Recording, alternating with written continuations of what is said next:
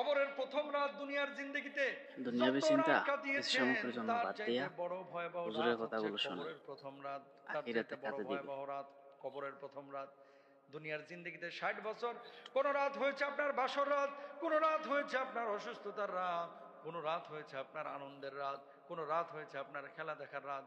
কিন্তু কবরের জিন্দেগির যে রাতটা, এই রাতটা প্রথম রাতটা হচ্ছে বড় ভয়াবহ রাত।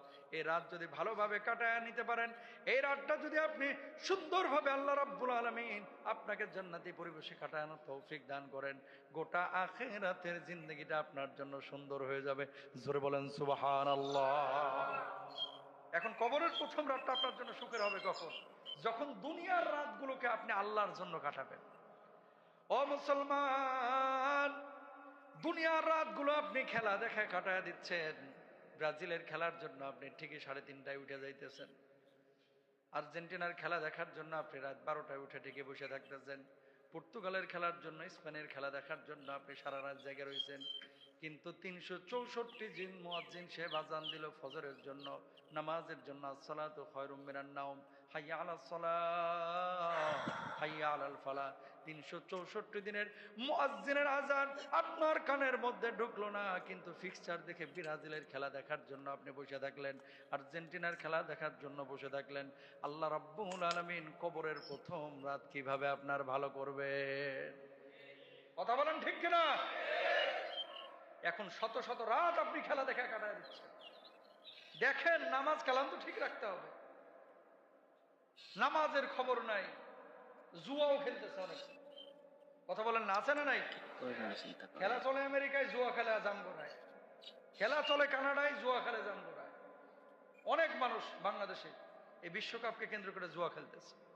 এই যেগুলো জুয়া খেলে এগুলো কবিরা গুনাহ করে, নবীজি বলছে এগুলো জান্নাতের গন্ধও পাবে না। জোরে বলেন নাউজুবিল্লাহ। এই জুয়ারি যেগুলো আছে এগুলো ধরে বাইন্দা পুলিশের হাতে দিবেন, অথবা বাপকে বলে দিবেন যে ছেলেকে শাসন করো, জুয়া খেলতে দিবেন না।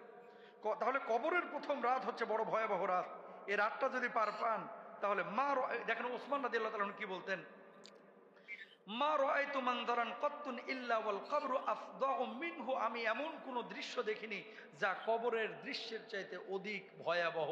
মানে ওসমান বলতেছেন, পৃথিবীর বুকে সাপ দেখে আমরা ভয় পাই, আগুন দেখে আমরা ভয় পাই, আমরা পানি দেখে ভয় পাই, ঝড় দেখে ভয় পাই, সাইক্লোন দেখে ভয় পাই, এর চাইতেও বড় ভয়াবহ হচ্ছে কবরের প্রথম রাত।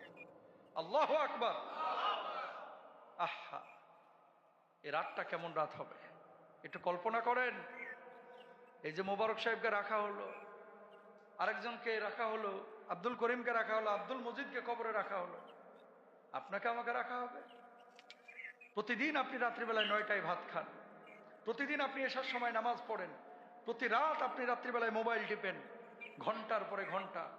যেদিন আপনাকে কবরে রাখা হবে আপনার রূহটা কিন্তু ওই সময়গুলো বুঝতে পারবে, মনটাই চাইবে যে যাই দৌড় দিয়ে নামাজটা পড়ি। কিন্তু দেখবেন রূহ সিগন্যাল দিচ্ছে, হাত আর নড়তেছে না। রূহ সিগন্যাল দিচ্ছে, বুকটা আর সরছে না।